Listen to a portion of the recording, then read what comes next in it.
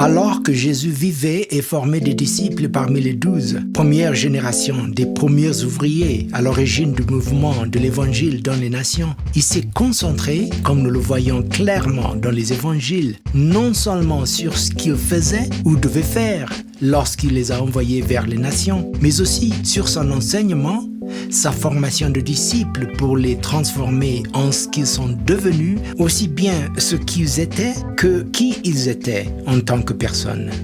Pensez par exemple au sermon sur la montagne. Vous êtes le sel de la terre, vous êtes la lumière du monde. De la même manière, notre base traite non seulement de ce que nous devons faire, ce que Dieu nous appelle à faire pour lui, mais elle s'adresse aussi dans nos valeurs à ce que Dieu nous appelle à être, afin que ce que nous faisons coule de nos vies. Beaucoup de gens m'ont dit qu'ils trouvaient que 9 valeurs fondamentales, c'était beaucoup à retenir, et je pense que c'est un commentaire juste. Mais d'un autre côté, nous ne voulons rien perdre de la richesse de ce à quoi Dieu nous a appelés. Alors, laissez-moi essayer de simplifier les choses pour vous et voir si cela vous aide à garder à l'esprit ces valeurs fondamentales qu'il nous a données. Je trouve utile de penser que notre principale valeur fondamentale est notre première valeur, la passion de connaître, d'aimer et de devenir comme Jésus-Christ. Le connaître et l'aimer et devenir comme lui. Nous devons nous rappeler, en réfléchissant et en méditant sur cette première valeur fondamentale dont découlent tous les autres, que notre passion de connaître, d'aimer et de devenir comme lui est un fruit de l'Évangile. C'est un fruit de sa passion de nous connaître, nous aimer et devenir comme nous. Alors que nous répondons à cela et que nous nous efforçons de devenir comme lui, nous sommes conduits vers les autres valeurs fondamentales. Tout d'abord, les valeurs de la vie intérieure. Cela m'aide de les voir comme les valeurs fondamentales qui décrivent notre relation verticale, la façon dont nous nous engageons dans notre vie intérieure avec Dieu lui-même à travers les Écritures.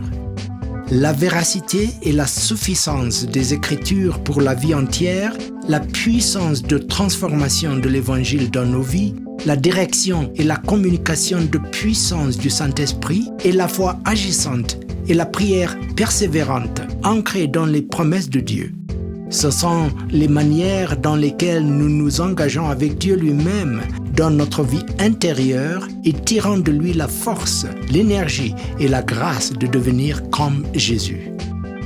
Il y a ensuite des valeurs fondamentales relationnelles qui expriment la manière dont ce que nous sommes peut avoir un impact sur nos relations avec les autres. Je pense à elles comme les valeurs horizontales, les valeurs fondamentales relationnelles qui expriment comment nous nous engageons avec le monde perdu autour de nous, comment nous avons des rapports les uns avec les autres et avec les autres croyants. La dignité et la valeur de chaque personne, l'amour et la grâce exprimés parmi nous dans la communauté, les familles et les réseaux relationnels alors que nous formons des disciples dans les nations. Il y a ensuite des relations interdépendantes dans le corps de Christ à mesure que nous faisons avancer l'Évangile. Nous avons donc les valeurs fondamentales de la vie intérieure et relationnelle qui découlent de notre passion de connaître, d'aimer et de devenir comme Jésus. Elles façonnent qui nous cherchons à être en tant que personnes qui aident d'autres en les formant comme disciples. Ce qui nous amène à notre tour à devenir sel et lumière dans le monde dans lequel il nous a appelés à vivre pour lui.